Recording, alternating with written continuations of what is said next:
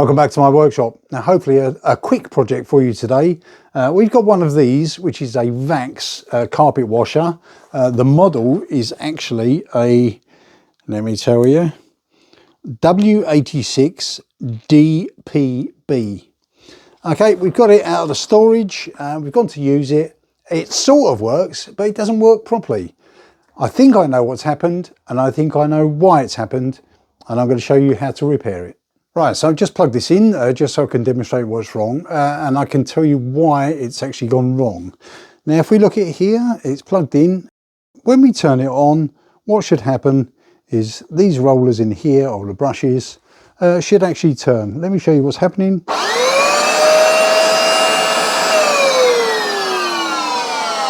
They're not turning. Okay, looking from underneath.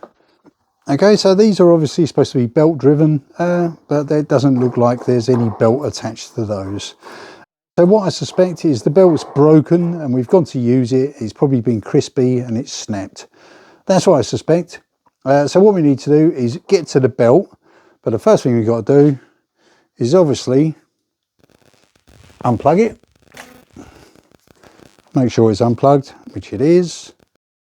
And then we've got to take this cover off at the bottom, which is obviously the side that the drive belt's on. Right, so if I'm trying to repair this, make it as easy as I can for myself. What I'm going to do is I'm going to release it so it's flat. Okay, then that way I can get to all of the bits on the bottom that I need to without struggling. Last thing I want to do is struggle. Right, all I need is a screwdriver. Right, so I've got my screwdriver here. What I've got to undo is, let me zoom in for you so you can see. The screws here, there's 1, 2, 3, 4, 5, 1 in there, 6, 7. Now, if you look carefully, they've obviously thought about this because they're numbered. Look, 6, 7, yeah, they're all numbered 4. So what I'm going to do is I'm going to undo these in the sequence they say. This one here is obviously number 1, but I've just noticed this one in here is actually missing, so I might have to find a replacement for that. That's not very good. Right, so those screws have got to come out. This seems like an ideal opportunity to use my little magnetic tray. I'll whip those out. I won't use a power tool, I'll just use a normal screwdriver.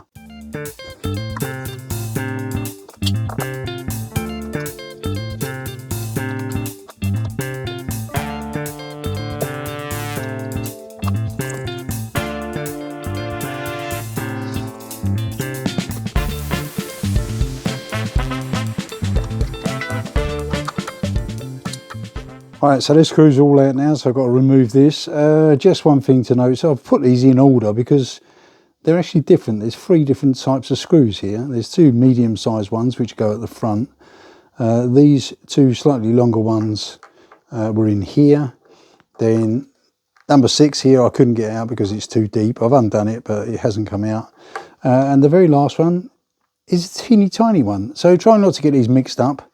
Yeah, because it could end up going all horribly wrong. Right, let's see if we can pull that cover off. Right, I'm hoping to be able to do this without actually prizing it with anything. I think the wheel comes off with it. Oh, here we go. Right, so I just grabbed the wheel and pulled it off. Look at the state of that. That needs a bit of a clean. Right, we've got an idler wheel here, which is still okay. Oh, look, there's a belt. Yeah, it's broken. Yeah, it's broken. That's melted. Let's have a close look. All right, quick look at the belt here. Yeah, it looks like it's actually melted. It's definitely twisted and snapped. But if we look carefully, let's have a zoom in. Yeah, that looks like it's been stuck and then stretched. And then it snapped. So why would it stretch? If we look at the actual motor here, look at that, that's rusty. So what I suspect has happened is that it's been put away wet and this belt is actually stuck to the motor with this rust. So obviously when we start it up, it's just spun that, snapped the belt, and then these are free. Okay, that's what I suspect happened. So I think the first thing to do is going to be to clean this up. Yeah, a little bit of wire wool, I think.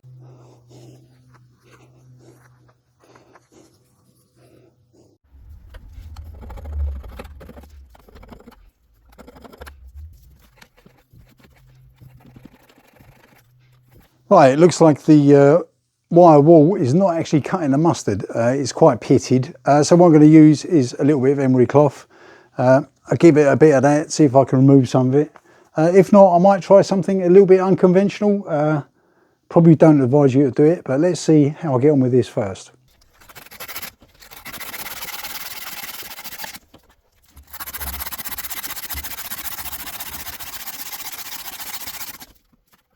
Right, it looks like that's sort of working. What I'm going to do now is, I'm not advising you to do this, but what I'm going to do is actually spin the motor up and then use the emery paper on the actual shaft of the motor. Now, don't do this if you're not confident in what you're doing, and make sure you don't have this wrapped around your fingers or anything, because if the motor grabs it, it's going to pull your fingers off. But I'm going to do this very gently, just a little touch with a little bit of lubricant. I'm going to use this PTFE lubricant because I don't want anything sticking to it afterwards. Let's give it a quick go, see what happens.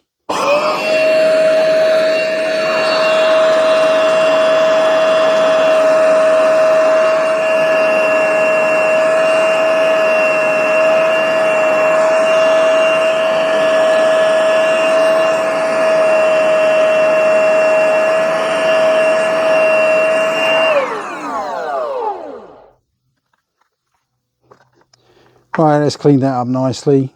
Right, that'll do. Next thing is obviously turn it off and then we can carry on. Right, the belt obviously goes around these two and then round the motor. So these, you've somehow got to get to them. Now they're not screwed in, they literally pull out. There's a square keyway here which slots into here. Okay, that's easy enough. So what I'm going to do is pop these two out, check them to make sure that they're not damaged. Yeah, look, it looks like it's also stuck to here. So let me clean these up a little bit. I don't want to go too far with this because it's plasticky. So I'll just give those a little bit of a clean up.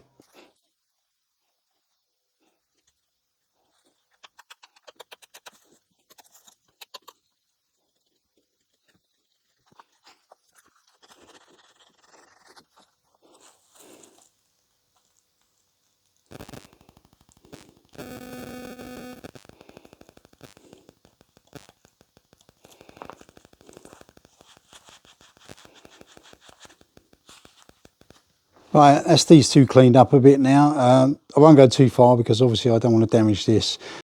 But you could actually see that the old belt had obviously stuck to these as well. So when we started it up, it was just guaranteed to fail. Now you may look at this. Here's a little sciencey fact for you. If you look at this, this is actually, it's not flat, it's bulbous. And there's nothing on the sides to stop the belt falling off. But the sciencey fact is, when your belt is on here, let's see if I can get, you could see, there you go. When the belt is on there, the way it doesn't fall off is because it will naturally try and go to the highest point on here. It's all about the tension in the belt. Okay, so it doesn't need anything on either side to stop the belt coming off. It's all just very clever sciencey stuff. I didn't believe it. I thought you'd need it the other way round. But if it was a sort of a V type groove, this belt would try and climb out. So yeah, that's why that's bulbous. Don't try and flatten it down because that would be bad. Right, anyway, that's the end of the science lesson. This is a bit of a mess in here. I won't clean it out just yet. I'll get this all assembled and make sure it's working, and then I might take it apart again to clean this out. But you're not interested in that. So let's get these back in.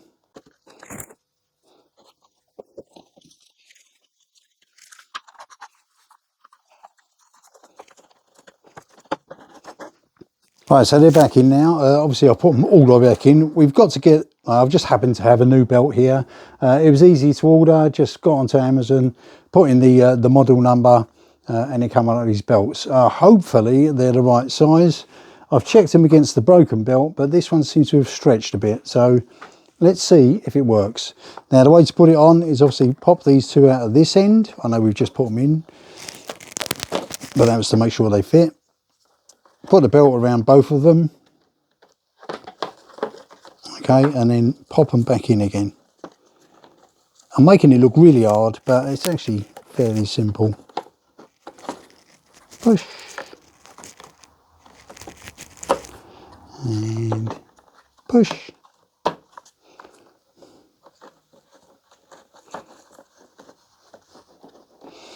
Okay, so all we've got to do now is get this belt around onto the motor. Right, so obviously I've got to try and get this belt now over this motor. It looks like it's very tight. Okay, so trying to do it with your fingers might be a bit tricky. We'll try.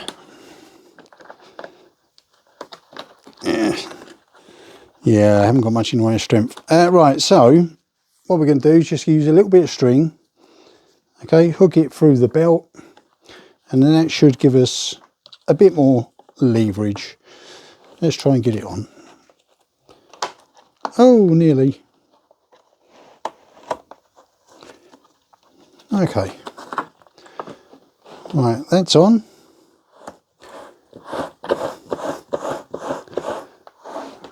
Right, so it's on. Right, whatever you do when it's like this, don't start it up because there'll be too many moving parts now. Now, as I was saying about the curvature of these rollers here, now if you see this is slightly over to one side and on the motor end it's right to the end. So if I turn these, in theory, it will self-center itself. Oh, I can't spin it fast enough. Yep. So it's actually moved over closer to the middle. Okay. So they shouldn't come off there, they shouldn't come off there, shouldn't come off there. Right, let's put this cover back on and then we can spin it up.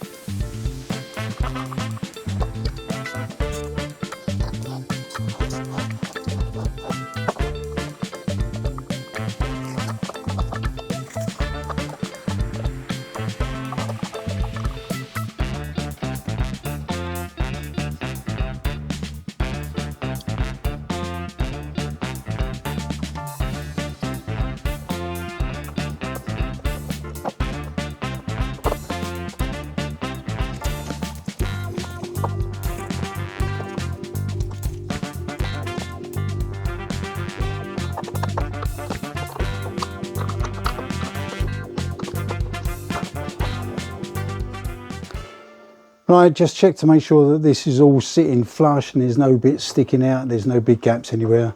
It still turns like this.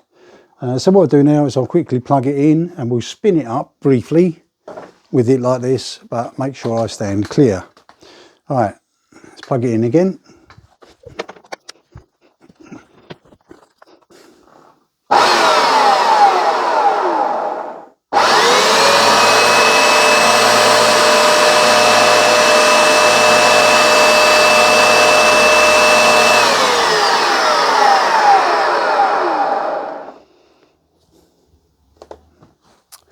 Right, well that's obviously a success. This is now working.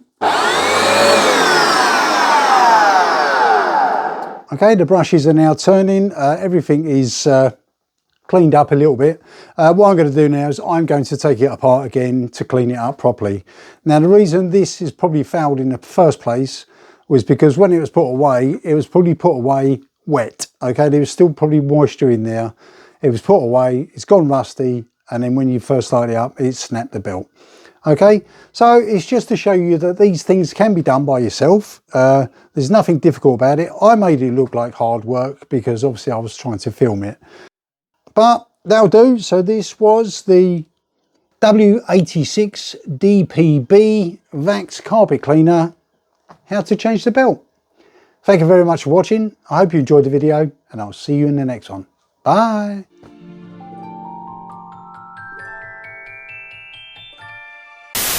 The model is, let's put a look on here.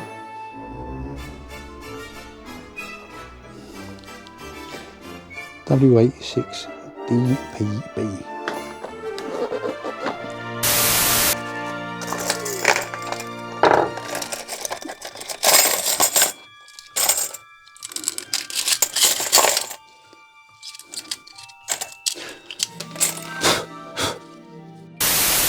the wire wall is not actually touching it at the moment. I'm going to use a little bit of emery cloth and just basically give it some of that, see if that works.